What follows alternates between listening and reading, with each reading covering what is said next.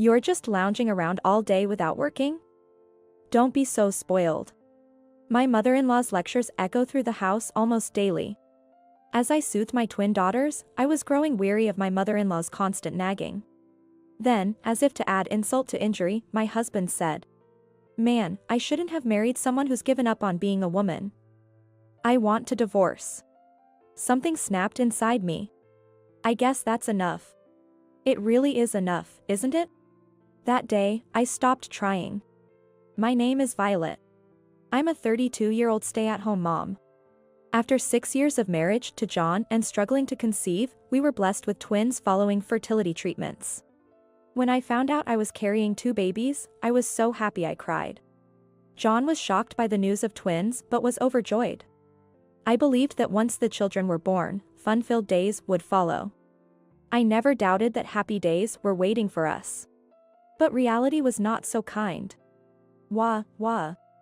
Oh, hold on a sec, Lily, I'm just changing Rose's diaper. While I tend to Rose, Lily starts crying. Wah. Next is Rose, huh? I'll give you yours, as soon as I'm done with Lily's milk. When I'm attending to Lily, Rose starts to fuss. Phew. Rose finally fell asleep. Wah. Ah. When Rose sleeps, Lily wakes up, and when Lily sleeps, Rose wakes up. Why can't you both just sleep at the same time? Taking care of twins is overwhelmingly busy. When one calms down, the other starts fussing. Somehow, they take turns needing care, leaving me no time to rest. What day is it today? What day of the week? Is it day or night right now? When did I last sleep? Oh, I've only eaten a single piece of bread today. Days go by where I lose track of time and date. I often fall asleep while feeding them, dropping the bottle in the process. I thought I understood how hard it is to care for even one baby. Still, I think to myself, if it were just one instead of twins, maybe it would have been easier. Before the children were born, my husband used to be more attentive. He researched and bought various parenting gadgets. He seemed like he would become a hands-on dad. But that anticipation turned out to be an illusion. My hopes were dashed. A husband who does nothing was what I was left with. Hey, where's my dinner? As I'm taking care of our daughters, my husband, who is watching TV and playing with his phone, demands his meal. Sorry, I didn't have time to go shopping. Can you go buy fast food or something? I apologize profusely as I continue to busy myself with the children. My husband frowns in displeasure. Huh? You're telling your husband, who's tired from work, to go buy his own food? To eat something instant? You're the worst wife. Spitting out those words, he stormed out of the house. The door slammed shut with a loud bang. Again. He's probably going out to eat. A few hours later, he'll return slightly tipsy and startle the kids awake by loudly announcing, "The Lord of the Manor is back." Hey, girls. It's Daddy. I'm no longer surprised by this routine. This has been my husband's behavior since the twins were born. Stop it. They had just fallen asleep together. Wah. Just as I feared, they woke up. Sure enough, the loud voice of my husband woke the children.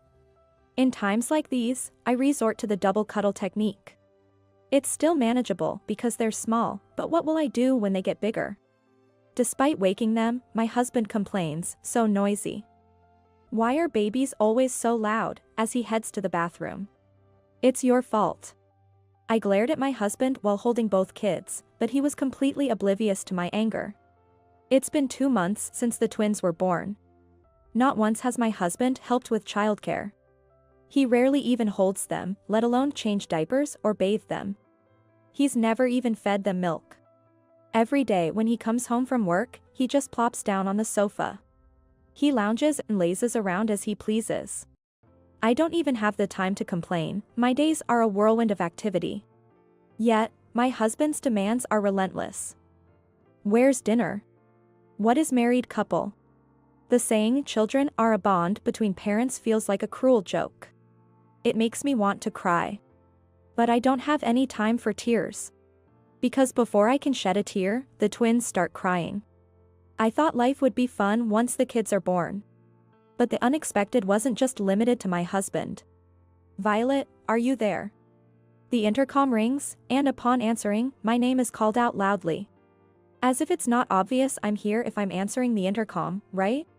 You made me wait quite a bit. Were you trying to ignore me? I was just changing a diaper and couldn't leave. I wasn't ignoring you. We'll see about that.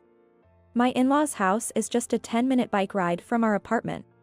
Since the children were born, my mother-in-law has been coming over almost every day. And she never forgets to bring her complaints. Look at this mess. It's like a garbage dump. I'm sorry, I haven't had a moment to tidy up. Unsorted laundry had taken over the sofa. Garbage bags missed on collection day are piled up by the entrance. The kitchen with a pile of unwashed dishes. And the floor is strewn with baby gear. I managed to keep the area around the children clean, but the rest of the space might as well be a dump. Really, what's with wives these days? Neither working nor managing the household, what are they doing? Muttering under her breath, my mother-in-law inspects the house as if conducting a review. Come on, don't keep the babies cooped up at home. Go out to the park or something. And like that, we were practically chased out, the children and I. Pushing the stroller, I can't help but sigh with every step. Being criticized for not keeping up with household chores, but there's nothing I can do. After all, I'm raising twins all by myself. No, that's not right. It's not just the children. I'm also taking care of my husband. A big reason why the household chores aren't getting done is because of my husband. And then, my mother-in-law says something unbelievable. Violet, maybe it's time you started working? You've got to be kidding, right?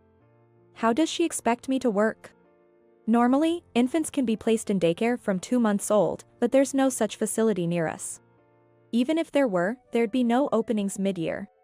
And on top of that, there are twins. Getting a spot for one is hard enough, let alone for both. It's just not possible. So, I can't work. Yet day after day, my mother-in-law repeats the same thing. Don't be lazy, go get a job. Housekeeping is a wife's duty. Keep the house clean since you have babies. Your husband's job is physically demanding, so make sure you prepare nutritious meals. I'm sick of hearing it. My husband is bad enough, but my mother-in-law is the same. She occasionally helps with cleaning, but generally does nothing. She comes over every day, only to inspect the house and list her complaints. Then, after briefly playing with the kids, she leaves. What's the deal with that? To be honest, I want to scream at her not to come. But, exhausted from taking care of twins, I no longer have the energy to argue with my husband or mother-in-law. Oh, my parents in heaven. Please watch over, no, not me, but my daughters. Wishes to my deceased parents end up being for my daughters rather than for myself. I'm back now. Despite everything, the occasional walk does provide a change of scenery. Even though it was brief, going outside after so long felt good. The kids seemed happy too, in their own way. You're back late, aren't you? I'm sorry. Weren't you the one who told me to go for a walk? But being the timid person I am, I couldn't say that, it wasn't even for that long. After the mother-in-law left, I was suddenly overwhelmed with fatigue. As these hectic days continued, and the children were about to turn 3 months old, an incident occurred. Or rather, something was revealed. I was doing some cleaning, or rather, organizing clothes for a seasonal change. While checking my husband's suit pockets before sending them to the cleaners, I found it. A receipt. From what's commonly known as a shady motel. A receipt from a motel in my husband's pocket? My mind went completely blank. In the end, I just stared at it dumbfounded until the children woke up and started crying. What is this? I confronted my husband with it as soon as he got home. He was momentarily surprised by what I showed him. But he just casually said, "Ah, that," without offering any apology. Who did you go with? Yeah. So, you're cheating? Yeah, something like that. It's not something like that. Furious at his repetitive responses, I yelled, and he slammed his hand on the table. I flinched. Shut up. A woman who's given up on herself has no right to nag. What's that supposed to mean? Have you looked in the mirror lately? You've aged so much I sometimes wonder if I'm living with an old woman. How can you say that? I've been too busy with childcare. There it is, the useless woman who blames everything on her kids. There are plenty of women out there who manage childcare, housework, and work perfectly well and still look great. What about you? You can't even clean or cook properly. You're just using the kids as an excuse to slack off. To deflect from his cheating, my husband turned the argument towards my shortcomings. Those women can do it because they have support from their families. You don't help at all. You're the one who wanted kids. I never wanted them in the first place. That's cruel. You said you wanted them too. You were happy when we found out I was pregnant. I forgot about that. His harsh words made my vision blur. Why do I have to be treated this way? Maybe I'm not the perfect wife or mother. Maybe I have let myself go. But I've tried my best. The 1-month and 3-month checkups for the twins, vaccinations, they were all incredibly hard to do alone. Changing diapers for one while trying to calm the other's cries was a rush. I fought off sleep to feed them both. I cleaned as best I could, considering the children's health. As for my husband's meals, sure, I might have cut corners, but I barely eat properly myself. He can dine out alone, but he can't even buy a simple meal for me. I did my best. I really tried, and this is how it ends, with him cheating? Tears blurred my view of his face. Ah, women have it easy. Cry and everything's forgiven, right? That's too much, it's just too much. I could hear the children crying behind me. But I couldn't move. I had no more energy left to move. All I could do was stand there and cry. I'm sorry, I'm so sorry. I apologized to my children in my heart, and then my husband added insult to injury. Man, I should never have married a woman who's let herself go like this. I want to divorce, get out. I have nowhere to go. If you've got nowhere to go, why not become homeless? At that moment, it felt as if something inside me just snapped. Crying, I went to my children. They had grown so much. I managed to pick them both up, and they immediately smiled. My beautiful, lovely children. My precious children, their smiles give me strength. Hey, hurry up and get ready to leave. I'm going to live here with a new woman. Take the kids with you, they're a nuisance. I looked at my daughter's smiles again. They seemed to be telling me not to give in to such a scumbag. Just as I was about to retort. The one leaving is you, John. A familiar voice echoed through the room. Surprised, I looked towards the voice, and there was. Mom. How come? My mother-in-law, who was supposed to have gone home in the evening, was standing there. I came back for something I forgot. I rang the intercom but got no response and got worried. And the door was unlocked. It seems my husband forgot to lock the door when he came home. I'm not sure if it's okay to just walk in. But that's the least of my concerns right now. We're in the middle of something here. Can you come back later? My husband tried to remain calm and shoo my mother-in-law away. No, I'm not leaving. I've heard enough to get the gist of it. John, you're having an affair. Confronted by my mother-in-law, my husband choked up. Sure enough, a son is weak against his own mother. Ah, well, that's... My mother-in-law didn't hesitate to deliver a physical rebuke to my stammering husband. Ouch. Wow, that must hurt. What's this got to do with you, Mom? I can't stay silent. John. What do you think you're doing to your wife and kids? I want someone young and beautiful. Then why did you even get married? Everyone ages. You knew that.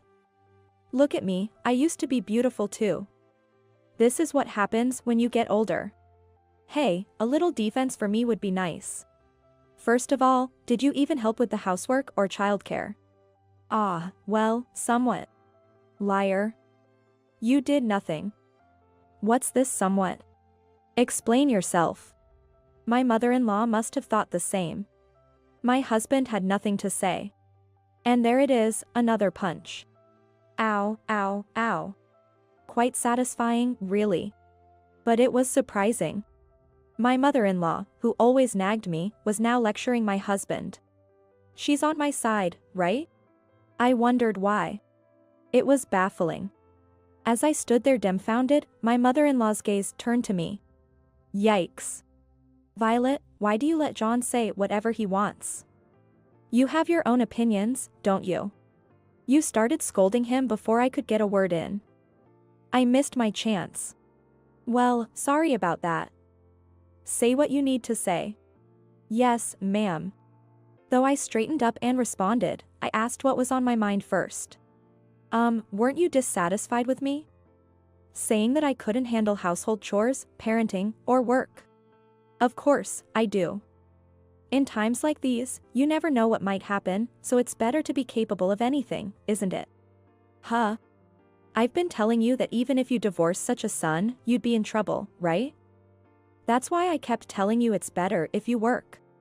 As I listened to my mother-in-law, I began to understand her intentions. So? You were always nagging me out of concern.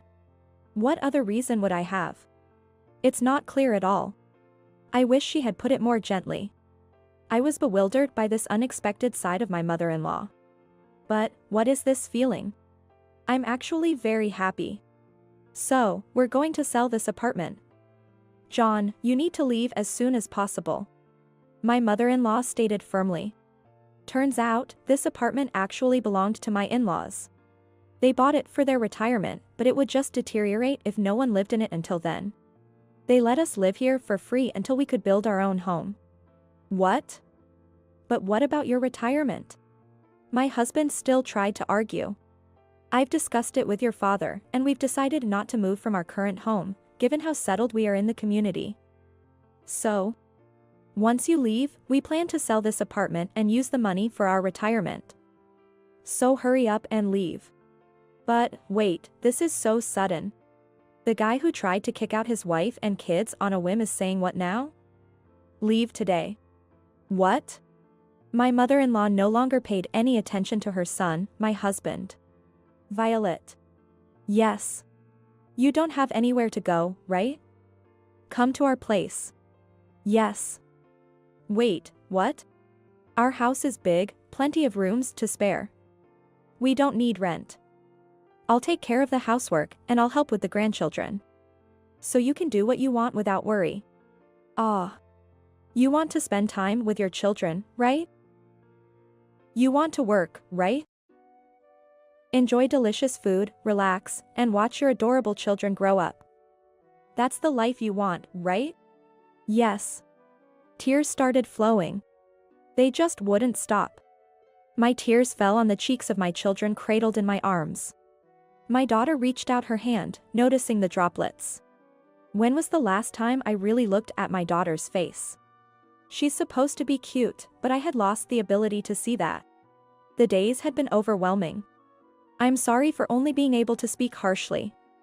I'm an old-fashioned woman. Even though I understand, it's hard to change. I nodded silently to my mother-in-law's words. My husband and I were truly happy to have you as our daughter. We were over the moon with the twins' birth. That's why I ended up being so harsh. I'm sorry. No. Thank you for worrying about me. I'm really happy to hear your kind words. My mother-in-law gently placed her hand on my tear-streaked face. It was incredibly warm. You've done well. I really think you've tried your best. So it's okay, now. You don't have to try so hard anymore. Yes, yes. My mother-in-law's words push me forward. I guess it's okay, now. It really is okay, isn't it? Today, I decided to stop trying so hard. So, I accept the divorce. From this point on, we're strangers. Goodbye. Oh, and make sure you pay child support. Since you admitted to cheating, I'll be expecting alimony as well. What? Ah, no, actually about the divorce. A man shouldn't back out of what he said so easily. Yes, ma'am. When I stood firm in the divorce discussion, taking a cue from my mother-in-law, my husband straightened up. I don't need a husband who doesn't help with housework or childcare, lacks compassion, and shows no love for his family. My mother-in-law nodded vigorously to my declaration of cutting ties. John, we're selling this apartment. Violet and the kids will stay with us. You can go wherever you want. What? Can't I go back to your house too? My husband looked pathetic, clinging to hope. My mother-in-law and I exchanged glances and then turned to my husband, saying no way, together. After that, my ex-husband John, turns out his affair partner was married too, and her husband found out, leading to a huge mess. With the alimony to me and child support, plus the alimony he owes her, he's struggling financially. His salary isn't that high to begin with. His life must be pretty tough now. He's living alone in a rundown apartment, surviving on cheap instant noodles every day. Apparently, my former in-laws are turning him away whenever he comes crying to them. The kids and I are living peacefully at my in-laws' house. I honestly felt conflicted about relying on them. But my mother-in-law said, "You're the mother of our beloved grandchildren. Even if you're legally a stranger now, you're an important person to us. Forget about the family registry. You're our precious daughter. Don't hold back." My quiet father-in-law listens with a smile. I'm filled with gratitude towards them. Come on, instead of crying, why don't you take the kids out for a walk? I'll prepare dinner and get the bath ready. Thank you so much. My mother-in-law smiled warmly. I realized that the usual park had unknowingly transitioned into the blooming season. I've been spending my days looking down, being careless. Now, I've finally managed to lift my head. Children's faces light up with broad smiles among the fully bloomed flowers. Parenting will surely continue to be filled with challenges. But with these smiles, I'm confident we can overcome them. I'm sure we'll be able to keep pushing forward. Beneath the fully bloomed flowers, I spread my arms wide.